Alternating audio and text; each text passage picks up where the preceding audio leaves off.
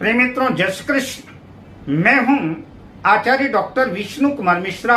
ज्योतिष मित्र पर बहुत बहुत स्वागत करता हूं, बहुत बहुत अभिनंदन करता हूं। आज हम इस वीडियो पर विष दोष यानी चंद्र और शनि के युति के संदर्भ में आपसे चर्चा करेंगे। But before moving on to the topic, I request you to subscribe to the channel if you not subscribed to it and also press the bell icon। अगर आप अपनी या अपनों के जन्म कुंडली का बृहद प्रेडिक्शन कराना चाहते हैं, विश्लेषण कराना चाहते हैं, या किसी भी किस्म का ज्योतिषीय परामर्श हमसे प्राप्त करना चाहते हैं, या कि किसी भी किस्म का उत्तम क्वालिटी के रियल राशि रत्न आदि प्राप्त करना चाहते हैं, तो स्क्रीन पर फ्लैश हो रहे नंबरों पर आप हमसे संपर्क कर सकते हैं। आज हम इस दोष यानी शनि और चंद्र के कंजक्शन की चर्चा करेंगे। उस विषय पर बहुत सी भ्रांतियां भी हैं लोगों की, मैं उस पर भी चर्चा करूंगा। शनि और चंद्र के युति से फायदा क्या है, लाभ क्या होगा, उसकी भी चर्चा आपसे करूंगा। और साथ ही इस विष दोष से नुकसान क्या है, हानियां क्या है, उसकी भी चर्चा करूंगा। और साथ में महत्वपूर्ण उपायों की भी चर्चा मैं आपसे करूंगा। ग्रह गोचर के अनुसार कुंडली के 12 भाव में किसी भी भाव पर शनि और चंद्र का कंजक्शन, शनि चंद्र की युति बन सकती है। प्रत्येक राशि में इस युति का अलग फल कुछ न कुछ अंतर आ जाता है राशियों के अनुसार। शनि और चंद्र का फलित करते वक्त, शनि चंद्र यानी विष दोष का फलित करते वक्त हम सटीकता से सटीक निर्णय पर पहुंचें, उससे पहले शनि और चंद्र को दोनों को समझना आवश्यक है। तो शुरुआत जो चर्चा करते हैं चंद्र से करते हैं, चंद्रमा से करते हैं। तो चंद्रमा क्या है? तो वेदों ने इसका उत्तर दिया कि चंद्रमा मनसो जाता है, सूर्यो चक्षुरजायत। चंद्रमा आपका मन है। और मन क्या है? तो भी इसका उत्तर दिया कि मन एव मनुष्यानाम कारणम बंध मोक्षयो। आपका मन ही आपके बंधन का और आपके मुक्ति का कारण है। आपका मन ही किसी लक्ष्य को निर्धारित करेगा। आपका मन ही किसी टारगेट पर, किसी लक्ष्य पर पहुंचने का प्रयास करेगा।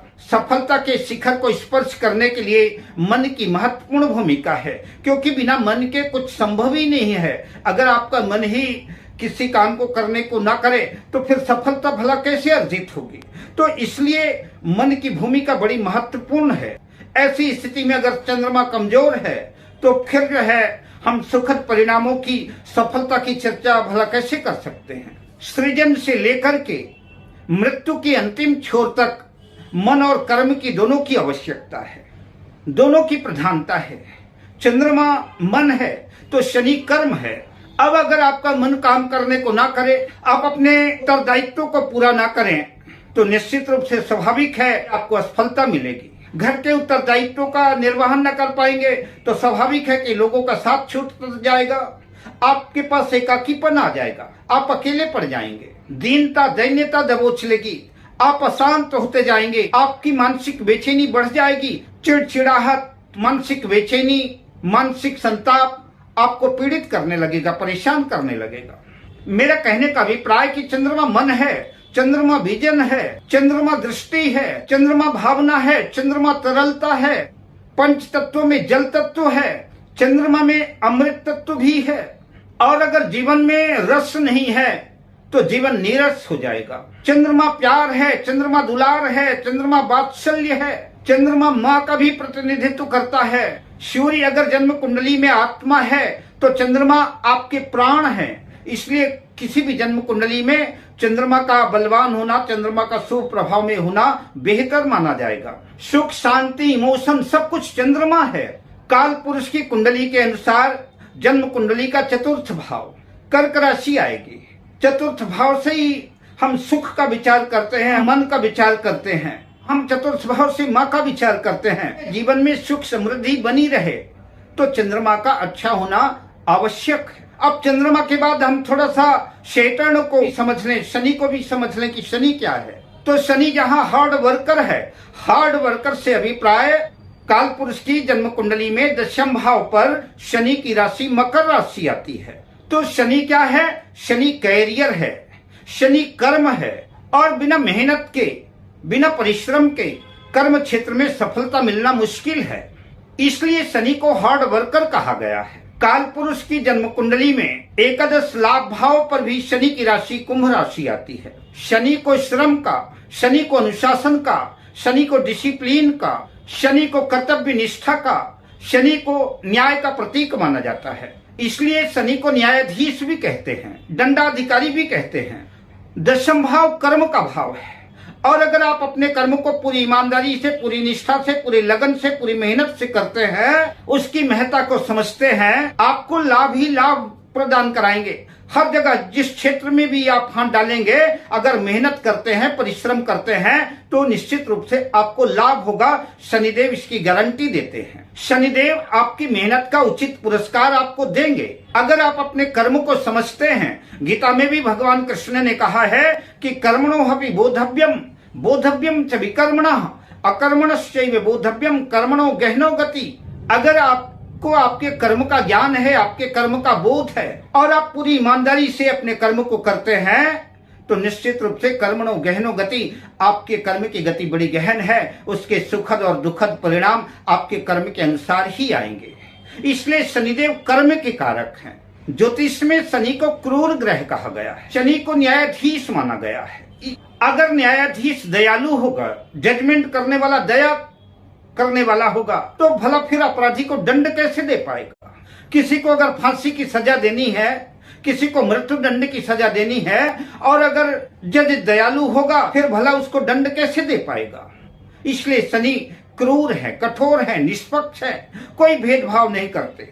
शनि अपनी दशा, अंतरदशा, प्रत्यंतर दशा, ढैया, 7.5 आदि में व्यक्ति को उसके कर्मों के हिसाब से सुखद और दुखद दोनों तरह के परिणाम देते हैं। अगर उसके जीवन में अपराध हुए हैं तो निश्चित रूप से उसके जीवन को उथल पुथल कर देंगे, उसके जीवन में तबाही मचा देंगे, वो नाना प्रकार से परेशान हो जाएगा। और अगर उसके जीवन में बढ़िया कर्तव्य निष्ठ है, ईमानदारी से काम कर रहा है, किसी को सता नहीं रहा है, तो शनिदेव उसको पुरस्कृत भी करते हैं, उसको मालामाल भी कर देते हैं। शनि और चंद्र के बारे में सिर्फ इतना समझ लें, शनि मर्यादा है, शनि अनुशासन है, और चंद्रमा मन है, चंद्रमा तरल है, चंद्रमा चंचल है, और एक तेज फास्ट मूविंग प्लैनेट है। वो 2.25 दिन में ही एक राशि छोड़कर के दूसरी राशि में शिफ्ट हो जाता है। चंद्रमा तीव्रगामी ग्रह है। इसके विपरीत शनि धीमा ग्रह है, मंद ग्रह है। शनि शनि चलता है, इसलिए नाम ही उसका शनिश्चर है। एक राशि से दूसरी राशि में जाते जाते 2.5 वर्ष का समय शनि को लग जाता है, और जबकि चंद्रमा 2.25 दिन में ही एक राशि छोड़कर के दूसरी राशि में चला जाता है। एक ग्रह की चाल धीमी है तो एक ग्रह की चाल अत्यंत तीव्र है। चंद्रमा चंचल है, शनि अनुशासन है, चंद्रमा राग रंग है। आप जानते ही होंगे, पुराणों में ऐसी कथा आती है, चंद्रमा अपने गुरु बृहस्पति की पत्नी को ही भगा लाया, जिसके परिणाम स्वरूप बुध का जन्म हुआ। चंद्रमा युवा है, यंग है, और शनि वृद्ध है। चंद्रमा स्वच्छंदता, चंचलता, तरलता है।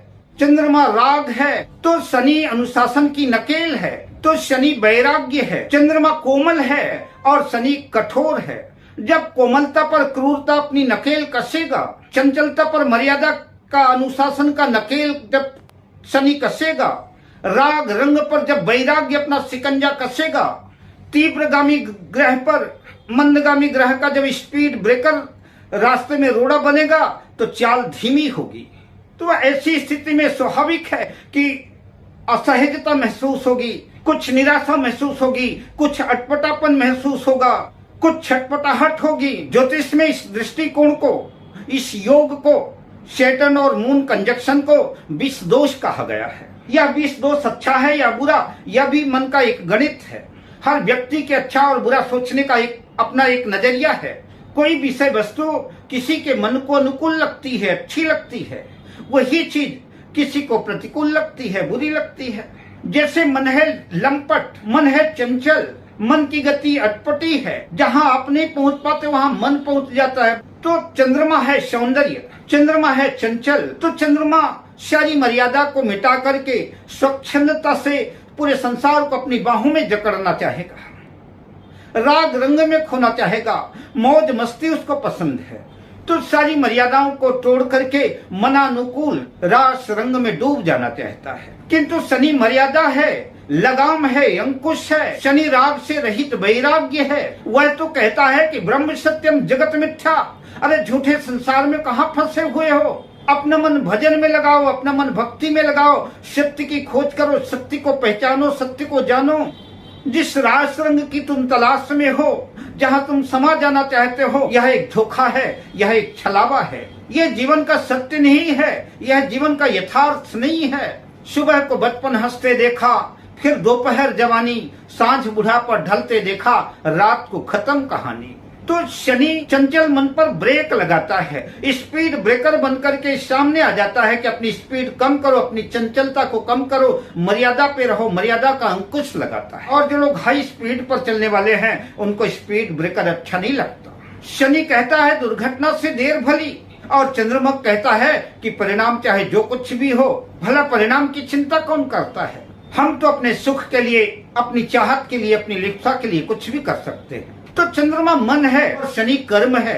तो चंद्रमा और शनि की युति मन और कर्म का एक संयोजन है। चंद्रमा यंग है, युवा है, उसके पास जोश है, उसके पास जुनून है, लेकिन होश नहीं है। कई बार हमने अपने घर में और समाज में यंग को, युवाओं को देखा है, जोश जवानी जल्दबाजी में कोई ऐसा कदम उठा लेते हैं जिसका परिणाम भयानक होता है। पश्चाताप करना पड़ता है, काफी नुकसान उठाना पड़ता है। पर अगर कोई बूढ़ा आदमी है, तजुर्बेदार आदमी है, उस जोश पर होश का ब्रेक लगाता है, उसको समझाता है, उसके जोश में होश का पुट भी देता है, विवेक देता है, ज्ञान देता है। बस इतना ही समझ लीजिए कि चंद्रमा तेज है, चंचल है, अनुभवहीन है, शनि मंद है किंतु तजुर्बेदार है।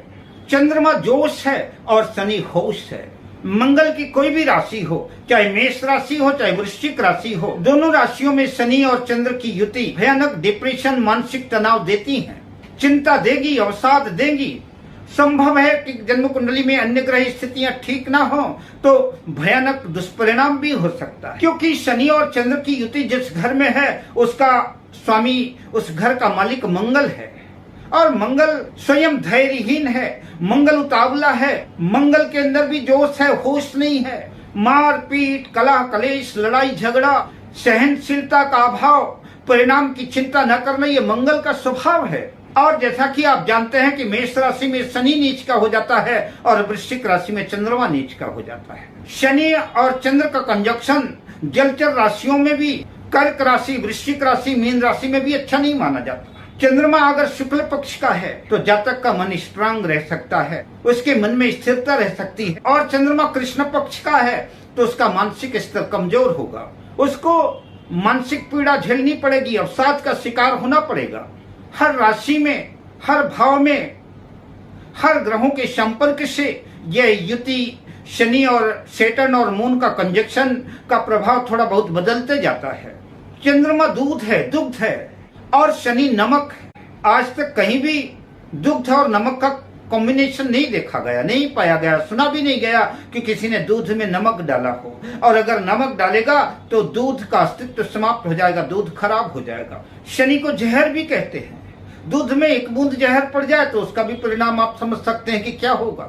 उसी जगह दुग्ध में अगर शर्करा पड़ जाए, शक्कर पड़ जाए, तो दूध के स्वाद को कई गुना बढ़ा देगा, स्वादिष्ट कर देगा। दूध चंद्रमा है और शर्करा शुक्र है। यद्यपि शुक्र शनि का मित्र है, तो शुक्र और चंद्र की युति गज केसरी योग निर्माण करती है। जैसे गुरु और चंद्रमा से गज केसरी योग बनता है, ठीक उसी तरह से उसी गज केसरी योग का प्रभाव शुक्र और चंद्र की युति से होता है। मैं शुक्र और चंद्र की युति का जिक्र नहीं कर रहा हूँ, मेरा टॉपिक, मेरा विषय शनि और चंद्र की युति है। तो सांसारिक जीवन के लिए, भौतिक जीवन के लिए शनि और चंद्र की युति ठीक नहीं मानी जाएगी। ये कंजक्शन शोकप्रद, मन को संताप देने वाला, मानसिक बेचैनी, मानसिक पीड़ा बढ़ाने वाला साबित हो सकता है। लेकिन मुमुक्षुओं के लिए, जो मोक्ष की इच्छा रखते हैं, मोक्ष प्राप्ति करना चाहते हैं, उनके लिए यह बहुत सुंदर सुयोग है, उनके लिए यह राजयोग है, उनके लिए यह कंजक्शन सर्वश्रेष्ठ है। क्योंकि आपने जितने विरक्त साधु संत और महात्मा देखेंगे, उनकी कुंडलियों में शनि और चंद्र की युति निश्चित रूप से होगी। चाहे गुरु नानक देव की कुंडली को देख लीजिए और चाहे विवेकानंद की कुंडली को देख लीजिए, या कि किसी भी विरक्त साधु और महात्माओं की कुंडलियों को आप देखेंगे, उनका अन्वेषण करेंगे, विश्लेषण करेंगे, तो आप पाएंगे कि उनकी कुंडली में कहीं न कहीं शनि और चंद्र का प्रभाव निश्चित रूप से आपको देखने को मिलेगा। शनि मन में लगाम लगाते हैं, अंकुश लगाते हैं, और कई बार जीवन में इतनी उथल पुथल कर देते हैं, जीवन में इतना संघर्ष दे देते हैं कि मन संसार से, माया से, मोह से, राग से वैराग्य की तरफ चल पड़ता है। सांसारिक लिप्सा से दूर होकर के सत्य की खोज में, सत्य के अन्वेषण में लग जाता है। शनि और चंद्र का एक बहुत और प्यारा लाभ भी है। शनि और चंद्र की युति जिन कुंडलियों में है, चंद्रमा अपनी बलवान पोजीशन में है, शुक्ल पक्ष का है। यह युति अगर शुक्र की राशि तुला राशि पर या कि वृषभ राशि पर है, तुला राशि पर शनि उच्च के हो जाते हैं और वृषभ राशि पर चंद्रमा उच्च का हो जाता है, और वृषभ राशि शनि की भी मित्र राशि है। अगर इन राशियों पर है तो कई बार सुंदर राजयोग भी दे देता है, सांसारिक जीवन को भी सुखद कर देता है। कई बार ऐसे जातक जो है किसी चीज को बड़ी गहराई से सोचते हैं, उस पर बड़ी गहराई से अनुसंधान करते हैं। ऐसे लोग प्रसिद्ध स्कॉलर होते हैं, अनुसंधानकर्ता, शोधकर्ता होते हैं, वैज्ञानिक होते हैं। और शनि और चंद्र की इस युति पर अगर गुरु की दृष्टि पड़ जाए तो निश्चित रूप से अत्युत्तम योग बन जाता है। अगर उसके कदम वैराग्य की तरफ है तो मोक्ष सुनिश्चित हो जाता है, और अगर किसी अनुसंधान की तरफ है, किसी शोध की तरफ है, तब भी जो है इसके सुखद परिणाम देखने को मिलेंगे। वो बड़ी गहराई से उसकी विवेचना करके दूध का दूध और पानी का पानी अलग कर देगा। विषय काफी लंबा है, विशद है, जितनी चर्चा की जाए उतना ही कम है। पर उपायों के क्रम में हम आगे बढ़ें उससे पहले इतना समझ लें कि जिस भी जातक की कुंडली में यह योग होता है, उसके जीवन में कोई न कोई मानसिक संताप अवश्य रहता है और जीवन में संघर्ष बना रहता है। अब आइए उपायों की चर्चा करते हैं। तो विष दोष के प्रभाव को कम करने के लिए प्रत्येक सोमवार को, पूर्णिमा को भगवान शिव को कच्चा दूध अर्पित करें, शिवलिंग पर कच्चा दूध चढ़ाएं और पंचाक्षरी मंत्र नमः शिवाय का जितना अधिक से अधिक जाप करें निरंतर, तो पाएंगे कि आपकी मानसिक बेचैनी कम होगी। वर्ष में 1-2 बार रुद्राभिषेक करें, यह भी जो है आपके मानसिक संताप को कम करेगा और विष दोष के प्रभाव को भी कम करेगा। भगवान विष्णु की पूजा अर्चना करना, विष्णु सहस्त्र नाम का पाठ करना, तो विष दोष के प्रभाव को कम करेगा। दोनों महीनों की एकादशी का व्रत करना भी जो है विष दोष में लाभप्रद साबित होगा। और किसी योग्य ज्योतिषी को, किसी योग्य ज्योतिर्विद को अपनी जन्म कुंडली दिखा करके उत्तम क्वालिटी का पन्ना या कि उत्तम क्वालिटी का पीला पुखराज अगर धारण करते हैं, तब भी जो है विष दोष के दुष्प्रभाव से आपको निजात मिलेगी और आपका जीवन सुखद और मंगलमय होगा। अब मैं आपसे लेता हूं विदा, शुभकामनाओं के साथ। जय श्री कृष्ण।